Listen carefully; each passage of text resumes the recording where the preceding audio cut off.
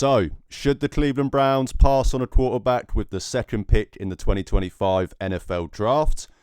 Some fans think yes, others think no, but let's see what the national media thinks. Hey guys, hope everybody had a great week and is enjoying their weekend off from school, work, or just life in general. And for all the weekend workers out there, I don't envy you, but I certainly appreciate you guys. Today, I wanted to take a look at some of the initial kind of big mock drafts that have come out in the recent, past week.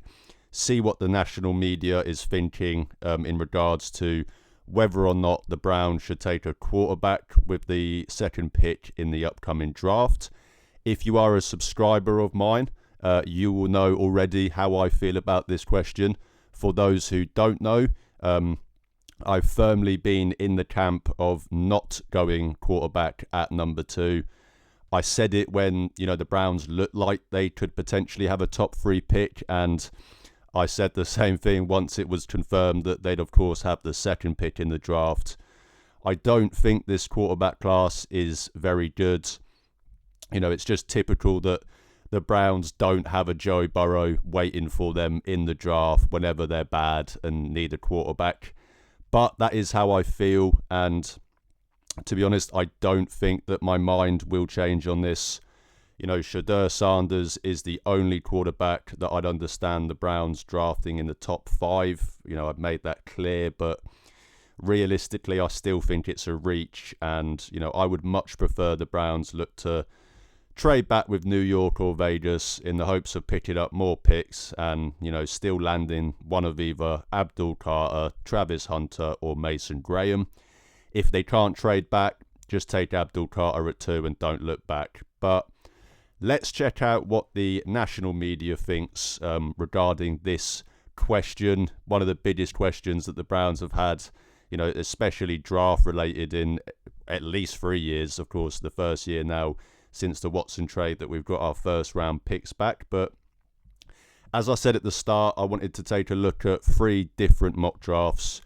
Those are Daniel Jeremiah's, Mel Kiper's, both of their first mock drafts, as well as the Ringer's initial mock draft as well. I will put the links to all 3 mock drafts in the description so you can go check them out for yourselves. But without further ado, let's get straight into these mocks. So let's start with Daniel Jeremiah's mock draft 1.0. I think he does 3 leading up into the draft before his final one. So this is his 1.0. The guy is arguably the best in the business. There aren't many better guys out there. DJ has consistently had one of the highest hit rates out of anyone, and he famously predicted the Texans to draft CJ Stroud and then trade up for Will Anderson at 3. So, as I said, not many better guys out there. So, looking at his mock draft, first and foremost, he predicts the Abdul Carter dream to end within about 10 minutes of the draft starting, predicting that the Titans will take him first overall. His reasoning for it, well, he agrees with me that Abdul Carter is the best player in this draft. He heard the Titans president of football operations say that they aren't passing on a generational player at 1, just like the rest of us did, and, concluded that means Abdul Carter. Now, whilst I do believe Carter to be the best player in the draft, I do think the term generational might be a little bit strong. So I'm really hoping that instead, the Titans mean Cam Ward. He's not generational, but he keeps telling everybody that he is. So hopefully the Titans fall for it. If that was the case, the Browns would have first pick of the board at 2 and could still entertain a trade back with New York if they wanted to come up for Shedeur, and still obviously land Abdul Carter, which would be the perfect scenario. So, but, in this one, Abdul Carter is off the board. So what does DJ think the Browns will do at number 2? Take the best player left on the board, of course. He has the Browns taking Travis Hunter with the second pick. Now, he doesn't actually provide much explanation for this pick other than just saying, that the Browns could go quarterback, but instead will go with the Heisman Trophy winner instead. He also declares that he believes Hunter to be a better offensive player, which is interesting, as I personally think it's the opposite. But what do I think about this scenario? I'm perfectly happy with it. With Carter off the board, Travis Hunter is probably the best player left in the draft. He's a two-way superstar and would just inject a lot of energy and spotlight into Cleveland. I do personally think that, his insistence to play both ways could possibly hurt his draft stock, but, the Browns would likely have a plan for him already if they were to take him at number 2.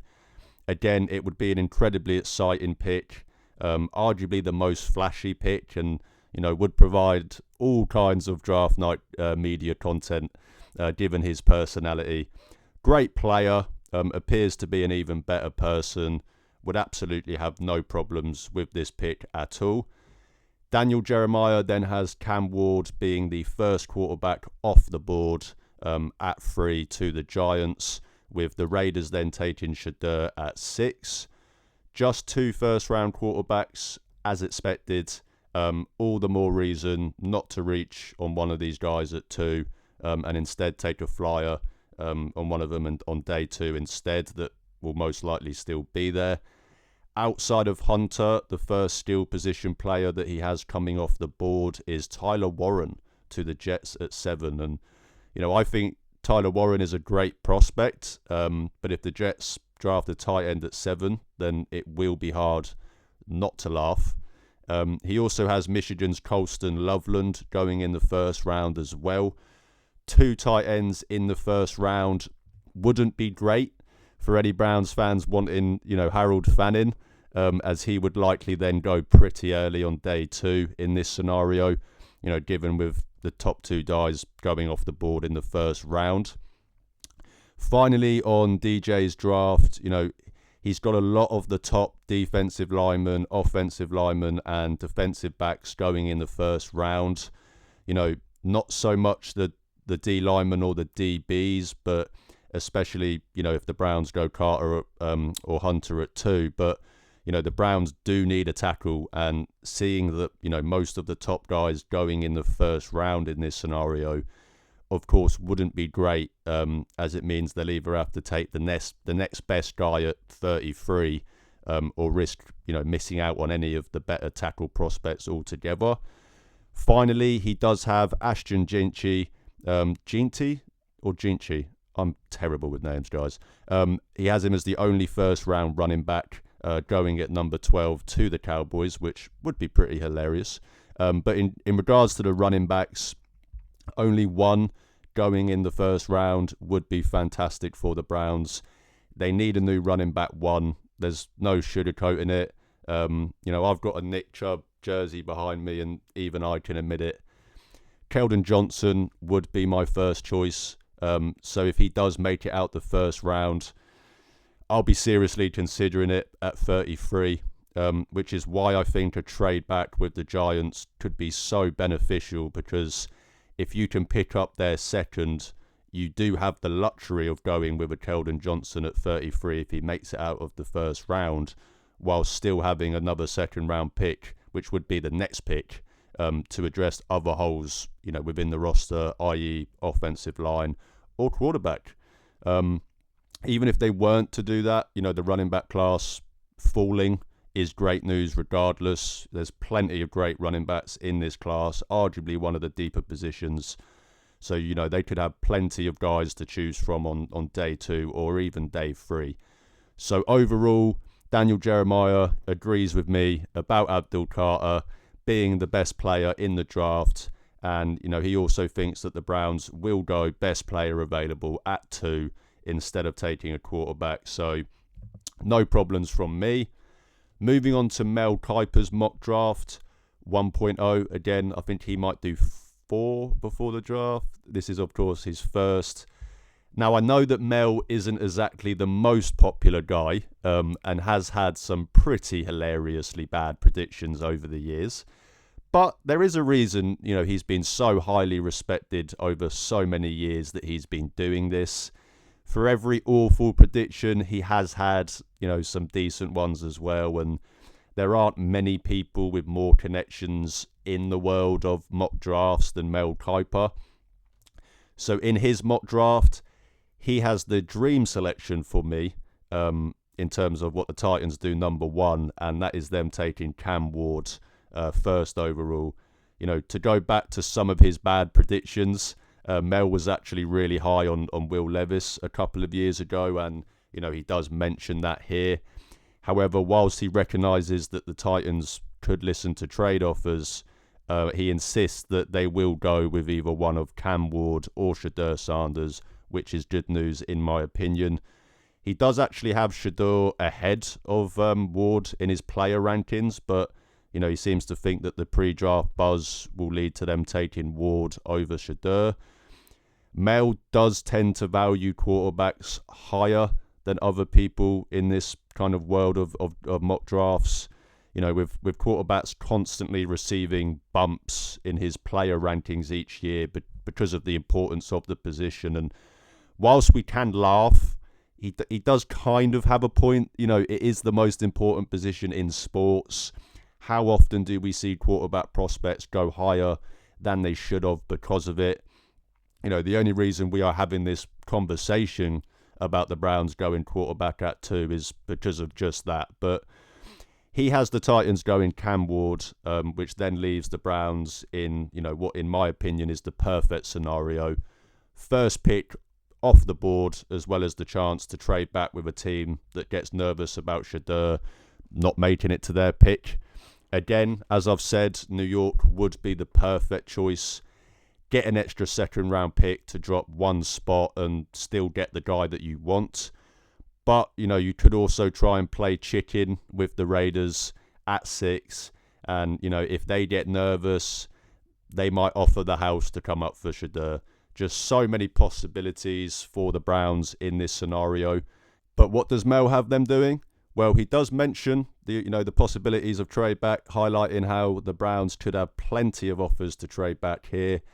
However, he has them instead sticking at 2 and taking Travis Hunter. So that is 2 for 2 for Travis Hunter so far. His reasoning, he thinks Travis is too good to pass on, to be honest. He has him as his number 1 player in the draft. He alludes to Travis's elite ball skills. And, similar to Daniel Jeremiah, he sees the Browns using him primarily as a receiver with some reps at corner. Call me crazy, but I still think he's a better corner. Again, as I said with DJ's mock, I wouldn't hate Travis Hunter at 2 at all. Now, in this scenario, with Abdul Carter still on the board, that would be my pick. But I wouldn't spend the rest of draft night crying about it like I would if they passed on both of these guys for a Cam Ward or Jackson fucking Dart. Mel has Shedeur Sanders going to the Giants at 3 as well, to round off just 2 quarterbacks in the first round. Same with DJ. I would like that to be the Giants taking Shedeur at 2, of course, but hey. But yeah, when the guy who usually overvalues quarterbacks only has 2 going in the first round, it does show you why a lot of people, including myself, think that this year's quarterback class just isn't great. And, also similar to DJ, he has most of the top defensive linemen, offensive linemen, and DBs going in the first round, which could be problematic for the Browns if they want to go offensive line early. He has the tight ends going slightly later than DJ does, but still has both in the first round, which again wouldn't be great news for anyone wanting Harold Fanning later on in day 2. But he does also have the running backs falling as well. Gentry is the only running back, going in the first round, and he doesn't come off the board until pick 20, which would again be great news for the Browns. Let's keep those running backs out of the first round, please. But overall, similar to DJ's mock, I wouldn't hate this at all. I'd prefer Abdul Carter, of course, But if the Browns don't reach on a quarterback and still get one of my 3 favourite prospects, then I can't really complain too much. Finally, we have the Ringers mock draft. I know, Bill Simmons is an NBA guy. Why are we using his website? Well, thankfully, it's not actually Bill that does the mock drafts. And I'll be honest, they just look really good. I mean, just look at that presentation. All seriousness, though, the Ringer have had some great draft content the last few years and are quickly becoming, a big player in the world of NFL content, NFL draft content. So let's check out their mock. First and foremost, Cam Ward goes number 1 to the Titans. So far, so good. So what do they have the Browns doing at number 2? Abdul Carter. Let's fucking go. This is the pick for me. I know you're surprised. I've spoken about it for weeks. Abdul Carter, he's my favourite prospect in the draft, regardless of position. And I think he's the best player in the draft overall. He's an incredibly explosive and bendy pass rusher who offers true double-digit sack potential in the NFL. Micah Parsons is a good comparison, and not just because they both played for Penn State. I think he truly has that potential. They then have Shedeur Sanders going 3rd to the Giants, another potential trade back scenario. And as with all of these mock drafts, the top defensive linemen, offensive linemen, and DBs all mostly go in the first round. They even have Ohio State legend Jack Sawyer going to the Lions in the first round as well. Unlike the previous 2, they do have multiple running backs going in the first round.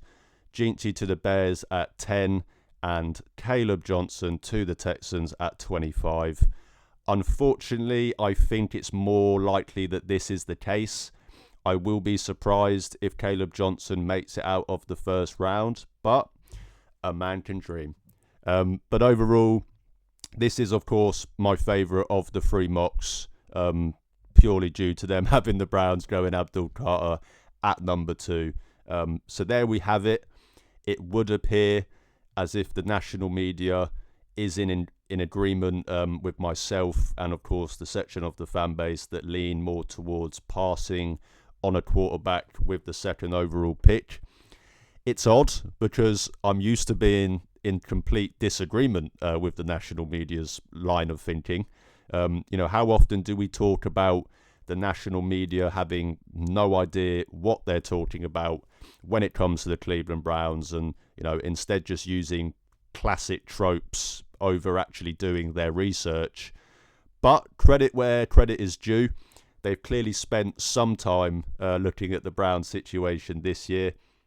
In the past, these guys would just go, well, the Browns need a quarterback and they're the Browns, so they'll reach for one. But instead, they do appear to actually apply some form of critical thinking surrounding the Browns. And it's refreshing to see. I've said it. Quincy Carrier's said it. Kolb has said it. Corey Kinnan has said it. Hell, I even think JP Acosta and Domo on Twitter have said it now. This quarterback class just isn't very good. And now the draft process has, fully gotten underway. The national media and, leading draft scouts are also saying it as well. The Athletic reported this week that multiple NFL executives do not believe that there is a franchise quarterback in this class. Senior Bowl director Jim Nagy spoke about how he doesn't believe any of the quarterbacks in this year's draft would have been taken in the top 6 of quarterbacks that went last year. He did also have some other questionable comments on the Senior Bowl, but we won't get into those. Daniel Jeremiah's highest ranked quarterback on his big board is 10th, and he's not alone. Most outlets on their big boards don't feature any of these quarterbacks in the top 5, some even in the top 10. It's just not a very good year to need a quarterback. And I know it does feel like some kind of sick joke that, every time the Browns are bad and they need a quarterback, there aren't any in the draft. But that's just the reality. The Browns do need a quarterback, no question about it. But I don't believe in reaching on a quarterback just for the sake of taking one. Not when there's so much at stake. The Browns hopefully, and I preference by saying hopefully, won't be picking this high for a while. So to use this opportunity to draft a really good football player that will contribute for years to come is the better option in my opinion. Don't reach on a quarterback that could potentially have you picking top 3 again next year. I know Jaden Daniels has thrown people off this year, but we do have to remember that that's normally not the case. Starting a rookie quarterback, historically does not lead to many wins. I have no idea what Ken Carman and that were on about, when they were suggesting that if the Browns pass on a quarterback, then fans can't moan when they have 3 wins next year. Starting a rookie quarterback is the quickest route to only having 3 wins next year, not bringing in a veteran, and I will die on that hill. We've seen so many highly touted quarterback prospects come in and not win many games. Trevor Lawrence was regarded as, generational, and he led the Jaguars to the first overall pick that very next year. What are we doing here? If you're going to make an argument for taking a quarterback at 2, it can't involve a hypothetical situation of that quarterback becoming Jaden Daniels. You need a realistic argument. It's not rocket science. This quarterback class just isn't very good. Does that mean that none of these guys will be good in the NFL? Of course not. But that is all the more reason for me to take a flyer on one of the day 2 guys instead, because whilst their floor might be lower, their ceiling is arguably just as high. And, I'm not going to waste the second overall pick for a higher floor at quarterback. This is where I've been at during this whole process. So I'm, of course, happy that the initial line of thinking from the draft guys within the national media is the same. None of these 3 mock drafts have the Browns going quarterback at 2. And instead have them taking, one of the 2 best players in the draft. That is, in my opinion, what the Browns should do. I'm tired of watching teams like the Steelers and the Ravens just sit there and have great players fall into their laps because, other teams were overthinking their picks. Just take the best player available and make it work. We've got to stop overthinking this stuff. Now, I have, of course, received some pushback for my opinions on this, and that is absolutely fine. That's what being a fan is about. Debate and conversation is what makes this stuff interesting. It would be pretty boring if everyone just agreed with me that we should take Carter at 2, because then what else would we talk about? So, I encourage the debate. Just do so in good faith, which is what I've always tried to do. And I'll preference this again by saying that there's no right answer to this question at the end of the day. Just because I want the Browns to do something, that doesn't make it the right choice, and vice versa. At the end of the day, only time will tell. But to summarise the question of, will the Browns pass on a quarterback at number 2? Yes, I think they will. And the national media currently thinks the same. The 3 mock drafts we looked at had the Browns taking either one of, Abdul Carter or Travis Hunter, the 2 best players in the draft. All 3 mocks also had the Giants going quarterback at 3. So, the possibility of a trade back with the G-men is for sure on table. Check out my video on what the Browns should do with the second overall pick from a couple of weeks ago to see my thoughts on what a trade back with New York could look like. But, if they were to gain an extra second round pick to swap picks with the Giants, still get either, Abdul Carter or Travis Hunter, then that would be, in my opinion, the dream scenario. It's still early in the draft process. Plenty of stuff can change between now and the draft in Green Bay in April. And I'll be doing loads more videos on this topic as well. Prospect deep dives, all of that stuff. But, the current consensus does appear to be that the Browns will pass on a quarterback at number 2 in favour for a more highly regarded prospect, and then look to address their quarterback situation in free agency or, of course, later on in the draft as well. And for what feels like the first time, I actually agree with the consensus. But that will do it for me today, guys. Thank you so much for watching. If you do enjoy my content, then please drop this video a like, hit the subscribe button. It's free and it really, really helps out my channel. You can also check the links in the description to see where you can interact and follow me on social media. Get in touch, drop me a comment, drop me a message. If you have any video ideas, any guests you want me to talk about, as I said, get in touch and we'll try and work something out. I'm trying to build a community of Cleveland Browns fans, and as I always say, even if I only get to talk to one fan a day, I'm happy because I'm talking Browns football with the best fan base in the world. Thanks again for watching, guys. Have an amazing weekend, but most importantly, go Browns.